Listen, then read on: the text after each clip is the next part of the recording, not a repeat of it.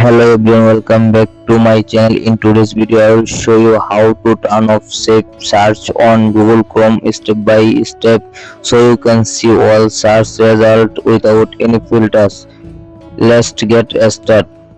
First, open your Google Play Store app and now search Google Chrome and check update your Google Chrome. My Google Chrome already updated. Okay, back. And second step, go to your Google Chrome app and now click on the three dot line option and click on the setting option and scroll down. Now click on the privacy and security option and scroll down. Now click on the safe browsing. Safe browsing is off.